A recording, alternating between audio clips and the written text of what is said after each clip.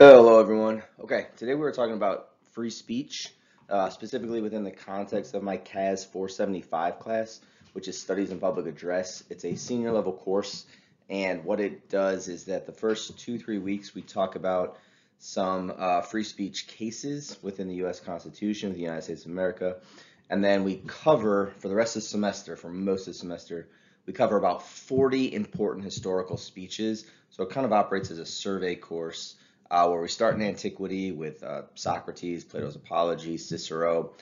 We move through speeches of the founding fathers. We do some stuff in World War II, stuff Civil War, civil rights.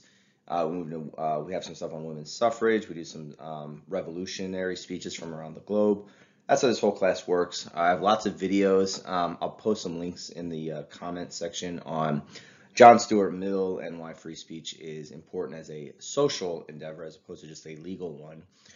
There's also going to be a follow-up video for this with regard to the Constitution. I have an older one on the Constitution. The one I have for this class specifically is a little bit different. So there's a lot of things that sort of bounce around. I'm going to try to keep these quick. So here we go with this issue of free speech for CAS 475. So what is free speech? What does free speech allow? What does free speech not allow? And what types of speech do people think ought to be banned? All right, these are the questions that we're going to ask sort of throughout this PowerPoint. Now, real quick, there's this YouTube clip. I'll post this link down below. This is from Crash Course, which some of you are probably familiar with. It's a very popular YouTube learning channel. And it's also partnered with PBS. So it talks about the issue of free speech under U.S. Constitution. Under the U.S. Constitution. The big thing I want to just make sure that we're all aware of on this issue of free speech is that free speech is exceedingly rare in human history, especially when I'm talking to United States of American students who are born and raised here. They're going to a U.S. American public school or private university for that matter.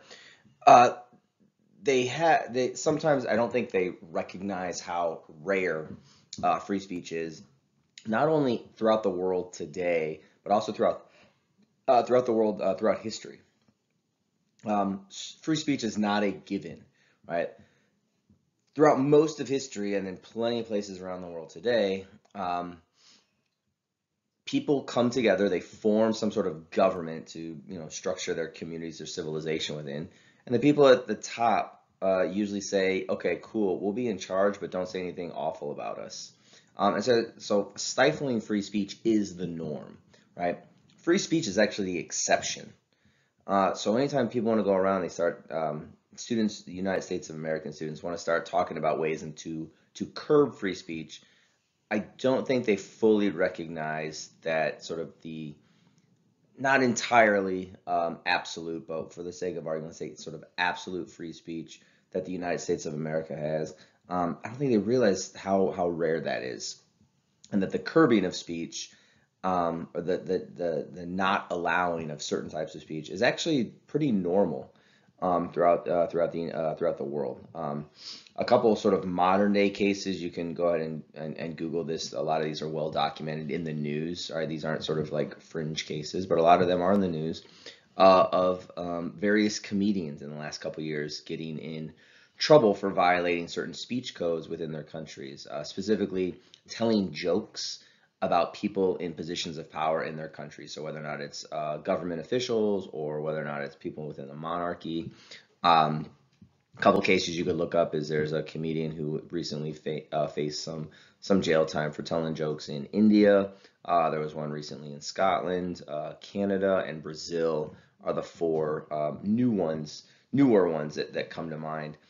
But there are speech codes in lots of countries, so that's one thing that I just want to stress for a mostly United States of American citizen students is that free speech is rare. It's not a given, and the fact that you are sort of like born in and around this culture of free speech, don't think that that's the norm. All right. Okay. What does free speech not allow? This gets into issues of like incitement of immediate violence, which we will talk about in a couple slides. And then like a fun little exercise to do just as a thought experiment is if you were in charge, what sort of speech would you want to see banned? Um, and then, whether or not you would actually kind of follow through with it. Uh, One of the sort of slippery slopes of banning speech is as soon as I tell people in positions of power, so government officials or university administrators, that I want certain speech banned. I think what people forget is that it's not just a day-to-day question of sort of what speech do I want banned today. It's a larger procedural question of, if I give the administration, let's say at Penn State University, to ban certain speech today, I'm not just giving them the ability to ban this speech, but I'm actually letting them know that I am okay with giving them more power so that next week they might start banning speech that I agree with. So there's two questions that we're trying to answer when it comes to the banning or censoring of free speech. It's not just a question of like, should certain speech be censored? The bigger question is, what sort of power do I want to give to large entities in order to curb or ban or censor speech? So with the university policy, it could be, I want the administration to step in and curb certain speech or organizations that I don't like. But implicit in that is that I'm giving more power over to university officials, and I'm not sure I'm going to like their decisions 6 months or a year from now when they start banning things that I agree with. Similar things we're seeing play out in the tech world, right? With Twitter. You might go to Twitter and say, hey, Jack Dorsey, CEO of Twitter, I'd like you to ban certain types of speech. But part of that agreement is giving Jack Dorsey more power, right? So it's not just a question of like, should we ban certain words from discussion or certain ideas from discussion? The larger procedural question is, who is it that we want to give the power to make these decisions with regard to censoring speech long term? All right, so kind of get it out of your head as like, this is like a one-day fight. As soon as I get this word out of the English language, all things are going to be great. Because a larger procedural question is, do you want to live in a world where small groups of people have this much power to curb speech indefinitely into the future, right? Today they might ban stuff that I want them to ban because there's certain things that I don't want to hear, right? But long term, I don't really think I want Jack Dorsey or Mark Zuckerberg or the president or Congress or the administrators at Penn State. I don't think I want them to have that much power. As soon as you start giving over some of that power to these large entities, these single people at the top or small groups of people at the top, they rarely give it back. All right. So that's a big question that we have to make sure we're thinking about when it comes to banning and censoring speech. A couple important court cases you should know about. The first one is Hustler Magazine versus Jerry Falwell. For those who don't know, Hustler Magazine is a pornography magazine, and it is sort of on the very extreme pornographic level. It's not sort of soft-core, pictures of nude women. It's a little bit more graphic. All right, so it's a very sort of like heavy-hitting pornographic magazine. It's important to know that for the context of this entire case, right? But Hustler Magazine has had its time in the Supreme Court of the United States, right, defending itself. So the short version of this is Jerry Falwell was a part of what was known as the moral majority in the 1980s, 1990s, as sort of the rise of sort of evangelical, conservative Christian Republicans out of like the Reagan kind of era. He was a part of the beginning of sort of well-known mainstream televangelist. He was a part of this crowd, all right? And Hustler Magazine ran an advertisement in their magazine for this drink called Campari, which is delicious. It's an alcoholic beverage alcoholic spirit that pairs with citrus juices. So if you have a little grapefruit juice, a little orange juice, mixed with some Campari, it's wonderful.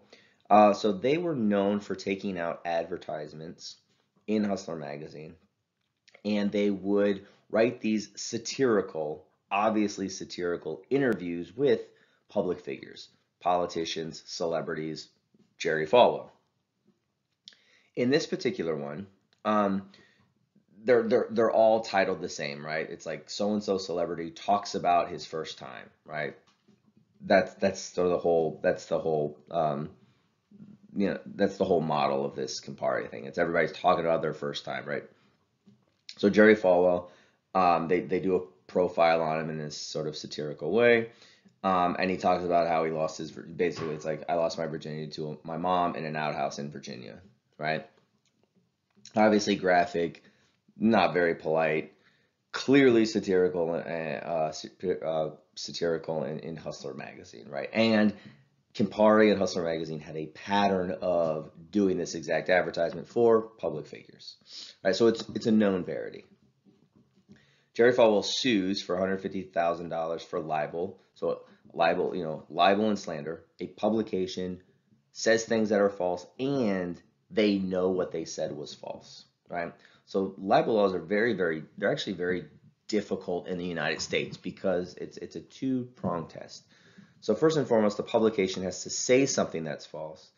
But then second, if you're suing, you have to prove that they knew that it was false at the time in which they printed it. And that can be difficult, right? Because now you're getting into like reading somebody's mind.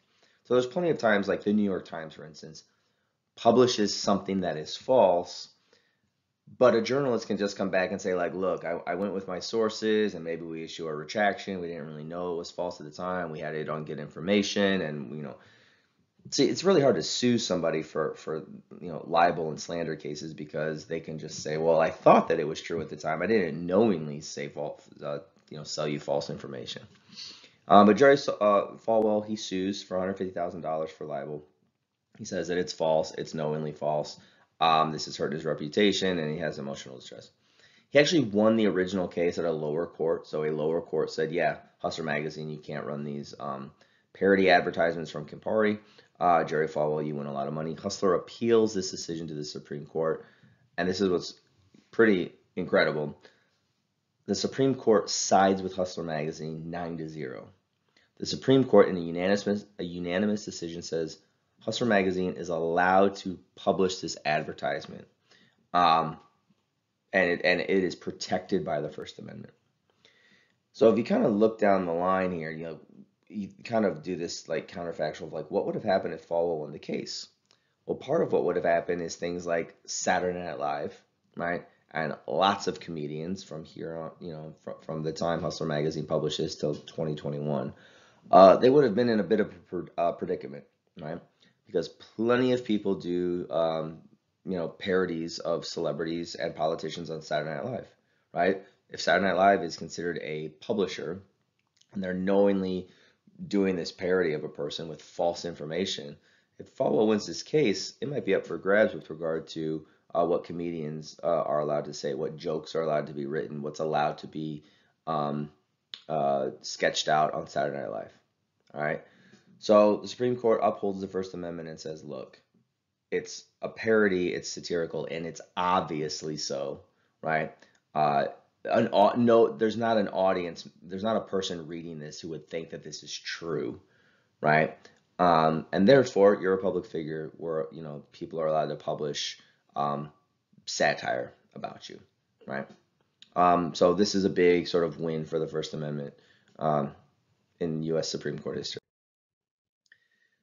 On the flip side, a not so big win for free speech in U.S. Supreme Court history is Abrams versus the United States. So Abrams versus the United States, 1918, the United States is starting to get involved in World War I. There are Russian immigrants in the United States who are telling U.S. citizens, they're war protesters. They're going around telling U.S. citizens, protest, do not get involved with U.S. Ammunition plants. Don't go into the factories and make bombs, right? What they're telling the United States citizens is, look, this is a conflict between Russia and Germany. These are Russian immigrants, right? And it's on Russian soil. Don't get involved with World War I because it's going to make things worse. It's going to make things worse for our Russian people back home. Like, just stay out of it, right? So they're telling the United States, don't get involved. Very similar to some of the protests that we saw during Vietnam, right? This is a conflict between North Vietnam, South Vietnam. It's like, why is the U.S. going into this thing? That's what these protesters were saying in 1918 with regard to World War I. So they make a lot of leaflets, as any war protesters would, all right, and they're handing out these leaflets to the U.S. citizens, and they are arrested by the federal government under the Espionage Act, right? Fun little fact here, right? The U.S. Government only had 2 leaflets that they had for evidence. They didn't have any other leaflets, so people are like, how sick, how much espionage could be happening if you could only find like 2 leaflets to submit for evidence. They handed out a lot more than 2, but the government only had 2 as evidence.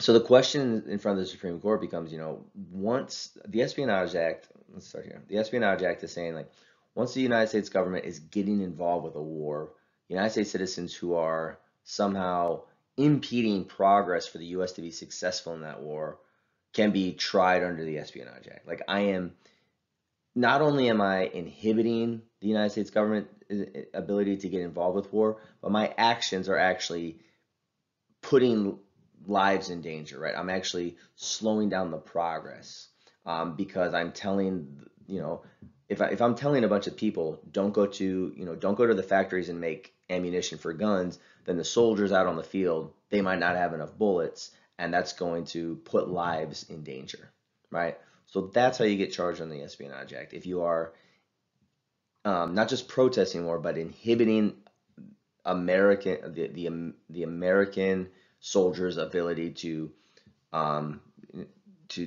fully engage in a way in which he or she could be successful. So that's what these individuals are being charged with. So it's not just a question of like, are you allowed to hand out leaflets that say don't go to war? Like, that's a free speech issue. Like, I'm saying don't go to war. I'm allowed to say that. But the United States government is claiming by me saying that I am can be charged under the Espionage Act because I am prohibiting the U.S. Ability to be entirely successful in this war. All right. Now, the Supreme Court actually rules 7-2 in favor of the U.S. government. So these people are actually charged. They're found in violation of the Espionage Act. However, in the last 100 years, what gets the most credit in sort of U.S. jurisprudence as far as court cases is Oliver Wendell Holmes and his dissent. So he as well as I believe it was Louis Brandeis. You're gonna have to look that up, but I believe it was Brandeis and Holmes were the 2 dissenters. But Holmes authors the dissent, and this is what most people point to. So they don't actually point to the people who won. Most case law now looks to the people who dissented for guidance. And what Holmes says is that, look, you can't charge these guys with espionage because in order to be convicted on espionage, in order to restrict somebody's freedom of speech, right? What Holmes is saying is these guys who are protesting the war, they have freedom of speech, and the only way that you can prohibit someone's freedom of speech is if it involves a clear and present danger. So what that means is like my words are actually going to lead to a clear and present danger of violence, death, what have you. Right? So this is where we can sort of travel a little bit to just a couple of weeks ago with the riots at the Capitol building and the second impeachment of President Trump.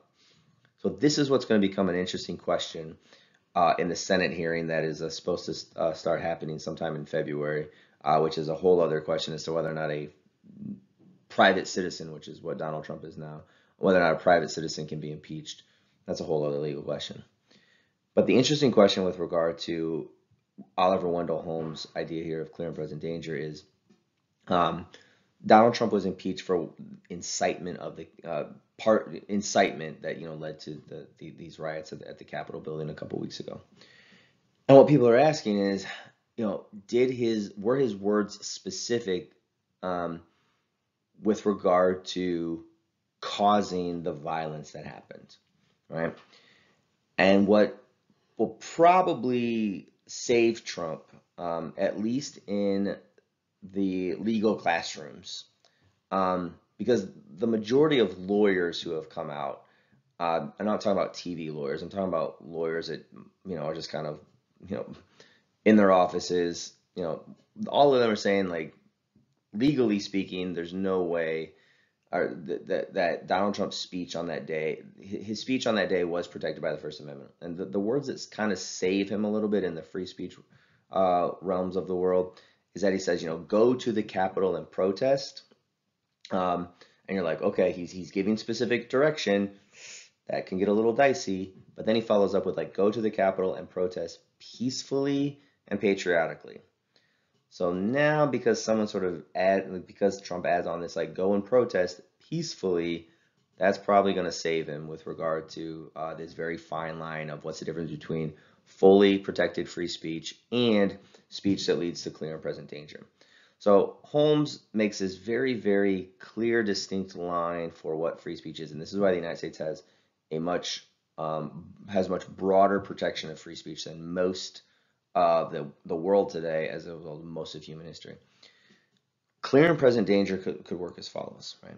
So if I'm a horrible individual, the free speech protections of free speech, it protects me from saying these sort of, it does protect me from saying like over the top, very egregious, possibly disgusting and bigoted things, right?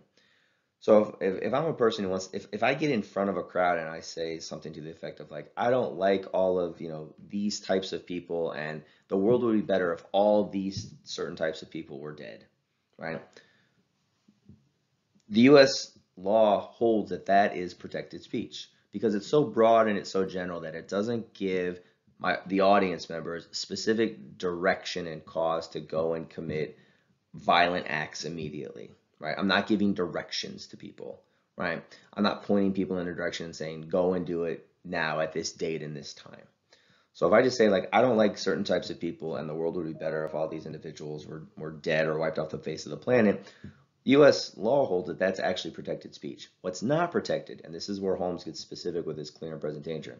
If I'm giving a speech and I say, I don't like all these types of people, the world would be better if they're dead, there's a whole group of these types of people a block that way in this building, we should go over there right now and commit violent acts against them.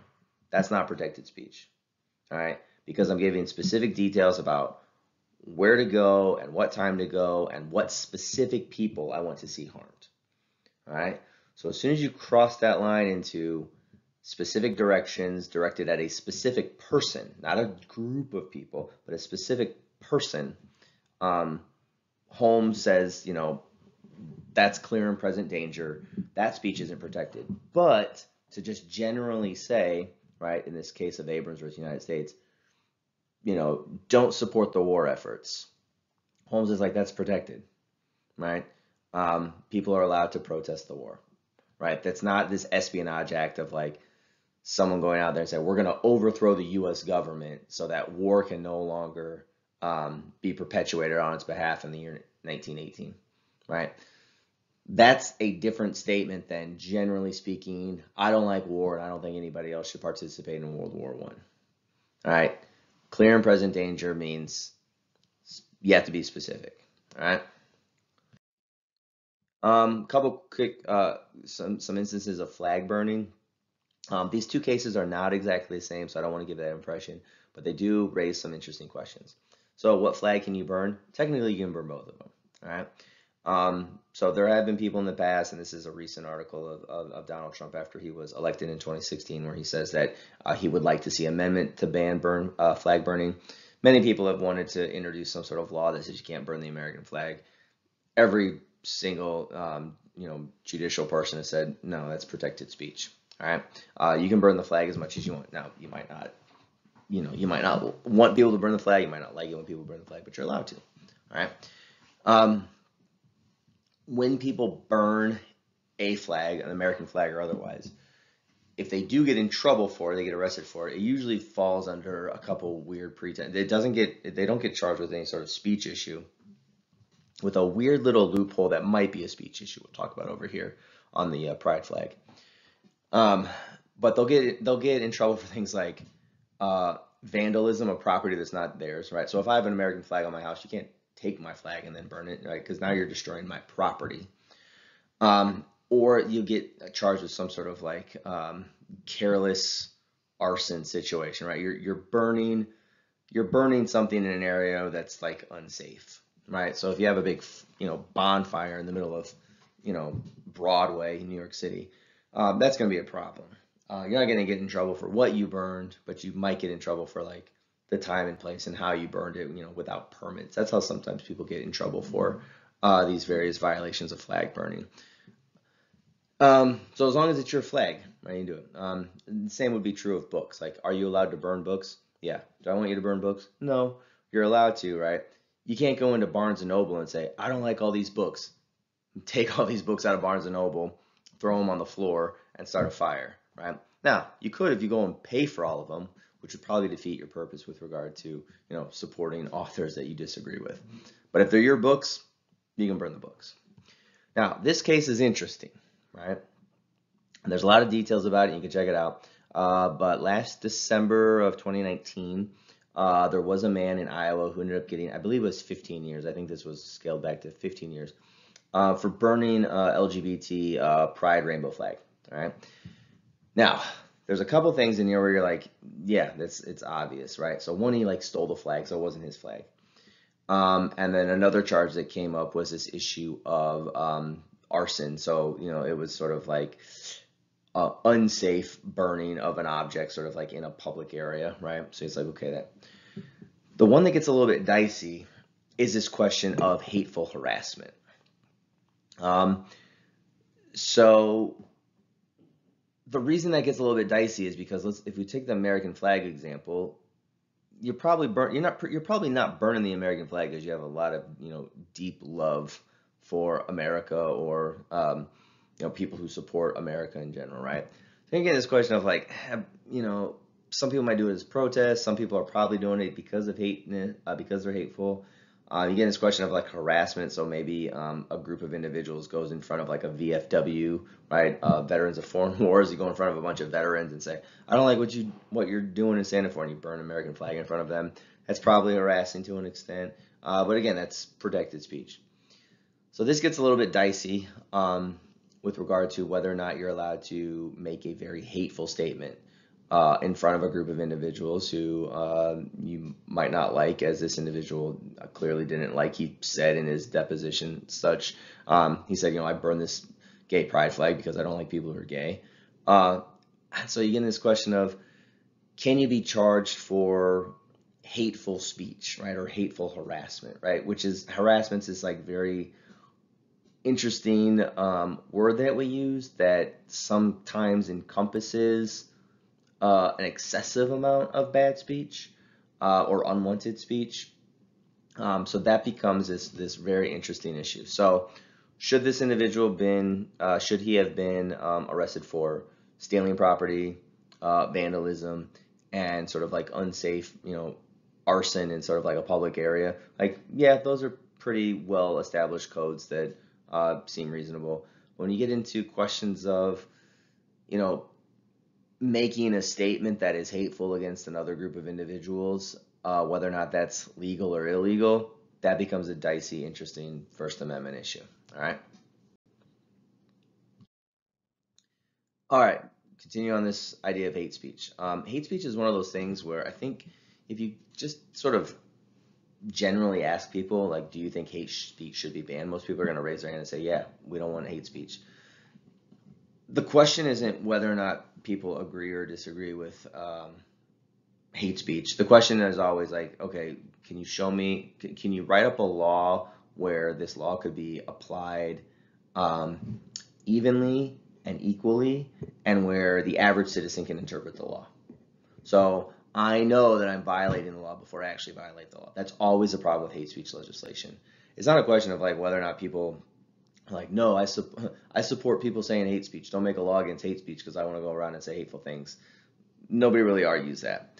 The argument is always, show me a law in which, you can, where it's a very clearly defined law as to what constitutes hate speech or not. So right now in the United States, hate speech is totally legal. All right. There are some countries that try to have hate speech laws on the books. They don't work out too well. Specifically, Germany has some hate speech laws. They don't go over well. And the reason they don't go over well is because they're so sort of broad and generic that the only time you know whether or not you broke the law is after you've already said what you said, and then you go in front of a judge. And then a judge just has to kind of decide like whether or not what you said falls under hate speech law. This is hate speech. laws about speech are different than most other laws for the following reason. Most of the other laws involve sort of property and sovereignty. So I can't steal my neighbor's car. And it's on the books, pretty clear. Like it's pretty obvious to an average citizen that if I go and hop in my neighbor's car and I steal it, I know that I'm breaking the law, sort of in the process of breaking the law. With regard to language, language is so messy and muddled, and there's so many ways to construct the same sentence around similar thoughts that there's no way to sort of put it on paper that says, Josh, you can't say these words in this order, in this tone, or in this manner, otherwise that's breaking the law. There's no way to do that because there's infinite ways of constructing sentences and relaying thoughts verbally. So there's really not too much of a debate with regard to should hateful things be said in public. You put that on a research question for most people. You poll people in America. Most of them are like, yeah, we shouldn't say hateful things in public. When you get into the details of, okay, what does that law actually look like? There's no consensus, right? People try to say things like, well, don't disparage people in public based on race, religion, sexual orientation, gender identity, etc., right? But then you start sort of calling out some of the loopholes, right? And some of the, little thought experiments. So a good little thought experiment for this around the issue of religion, for instance, is if you say, like, I can't disparage somebody with regard to religion, right? Or I can't disparage someone's religion, just broadly speaking. Well, I could come back and say, well, what if I'm an atheist and I like to talk about how, atheism is the sort of best way forward, and going out there, I'm giving good arguments. You could easily say, like, anytime an atheist opens his mouth with regard to discussions about religion, I'm going to constantly offend people's core beliefs with regard to, their deeply held beliefs on religion, right? So if you make a hate speech law that says, like, don't, disparage religion, but my entire core belief is, well, I'm an atheist and I think, religion is all made up, and I'm going to tell people that I think that. I'm going to tell people that I think that their gods are not real, or that their certain prophets or their main religious characters don't exist, or they don't exist in these sort of elevated ways that they think they do. Well, that is going to be very offensive to someone who has a deeply held religious belief. And the question becomes is like, well, when do I overstep the line? And if the answer is, well, Josh, I'm not going to tell you when you overstep the line until you overstep the line, that's not a good way to sort of run a legal system. You have to put it on paper that says, when do you overstep the line with regard to discussions on religion, if you're a person who's an atheist who wants to engage in a public debate on, religious activities, right? And the same is true with lots of these different questions, all right? So that's always a problem with hate speech. It's not that people want to see hateful, impolite things being said in public. It's always a question of, what does that law actually look like in a way that is easily interpreted by the average citizen, and has a definition that that judges are going to apply equally. And as of right now, like, there's no good way to sort of write that law unless you generally say, like, don't disparage groups of people based on race, religion, sexual orientation, gender identity, ability, veteran status, age.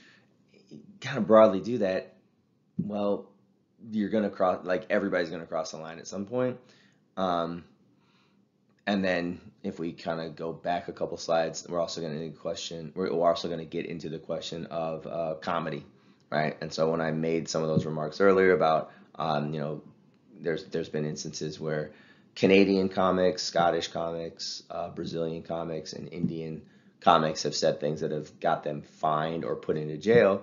Well, it's like, well, it's because they said things that were offensive, right, to somebody in charge, and they sort of deemed it sort of either hateful speech towards a group of individuals, or they considered it seditious with regard to speaking out against individuals in positions of power, right? So I think people generally kind of in the abstract, kind of like, we all, probably have an idea of what hateful speech sounds like, but it's hard to put that on paper with regard to any sort of specific definition. So that's always a problem. If you can find a good definition for it that you think you can apply evenly, please let me know. But my guess is I'm going to be able to find a lot of loopholes in there that are going to be very difficult to tease out. And finally here, all right, so what type of speech does the First Amendment protect? Let's look at these couple signs real quick. So you have these two signs that are in contradiction. One side says free speech is hate speech, which means that hate speech should be protected, as a free speech issue, right? And this other one says hate speech is not free speech. So obviously, only one of these signs can be correct. Let's go down to here to Orwell. I'll talk more about these signs in a second. Orwell says if liberty means anything at all, it means the right to tell people what they do not want to hear, right? So I think it's a pretty good way of thinking about this issue of free speech. So I always like to think about this nice statement that I posed to my students, right? So if free speech doesn't protect things like hate speech, offensive speech, unpopular speech, then there's no reason to have it. So it seems a little counterintuitive at first, but if you really start thinking about, like, do we need a First Amendment? Think about it like this. If I go around and say, I agree with you all the time, and I think you're wonderful, and we should talk about puppies and rainbows and sunshine, if that's the only speech that's going out in the world, then we don't need a First Amendment at all. So you have to look at it and it's like, what's the point of the First Amendment? Oh, the point of the First Amendment actually recognizes that people are going to say things that are awful to each other, that other people want the government to step in and sort of solve their problem for them, right? So the First Amendment in the Constitution says, the government shall make no law, right, prohibiting the free exercise of religion, freedom of speech, freedom of the press, right? The government shouldn't make a law. Like, so what it's saying is, like, when two people have are arguing over speech, right, the government doesn't get to come in and pick sides, right? So again, if we're just going around and we're all saying things that are wonderful to each other, there's no reason to have a First Amendment because the First Amendment doesn't need to exist. The First Amendment only exists because the people who wrote up the Constitution recognized that people are going to say things that are awful to each other. People are going to say things that are hateful, offensive, and unpopular. And they wanted to make some sort of protection to make sure that you were not thrown in jail or fined for saying things that were objectionable. All right, that's the only reason the First Amendment exists. All right, so there you have it on the First Amendment. I had some other things I was going to say. I can't remember all of them. All right, but the First Amendment is extremely important. It doesn't exist in every country. It hasn't existed for most of human history. Right. So you always want to be careful when we talk about rolling back this issue of the First Amendment protections and free speech. And again, just because I have the right to free speech doesn't mean that I'm free from consequences, right? It should mean, right, and currently it does, right? If I say something, I am free from government consequences, right? So if I say things, I should be free of the government coming in and fining me or throwing me in jail, right? However, if I say things that are offensive, that doesn't mean that I'm free from consequences, from social stigma, right? Losing Facebook friends, losing real friends, having my students tell other students, like, don't take a class with Professor Phillips, right? So I'm not free from those consequences. So this whole, like, freedom of speech doesn't mean freedom of consequence thing, or it does mean freedom of whatever, It's a yes and no answer.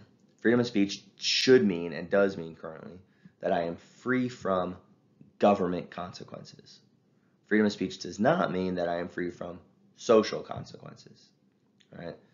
And the question here is, if we want to go around and start curbing speech, it's not just a question of could I make a list of words and say, don't use these words anymore, and get people in positions of power to outlaw, sure, right? It's not a question of just like, what words and language don't I want in the public sphere, right? It's also a question of, the bigger procedural question is, what type of power am I giving to certain people to make these long-term speech decisions, right? There are plenty of things that I wish were not said in public, right? That I wish weren't said at all, right? Because I think kindness is great. I don't think people should be impolite to each other. I wish people didn't say awful things to each other. But I am far more worried about the procedural question of, do I want to step in and ask Mark Zuckerberg and Jack Dorsey and the president and Congress and a couple administrators at Penn State, do I want to go to them and say, can you fix this speech issue? Because they might help me today, but the longer procedural question is, I just gave them a little bit more power to continue curbing speech. And I don't know if I want that long term. I actually know that I don't want that long term. But that's the sort of two roads that we're on with the free speech question. Specific things we want to censor, right? Which is like a day-to-day thing. But a question that I'm more concerned about is procedural, right? And the long-term procedure of who gets the power to start telling people what they can and can't say. It's a far more interesting and far more important question to me than just the everyday kind of stuff of like, don't say bad things to each other. All right. So that's where we're at free speech. I'll have some stuff on the Constitution, etc. later. Down below, there's that little PBS clip on the issue of free speech. Make sure you watch it if you're in my class. Your next PowerPoint will be up for the next class period.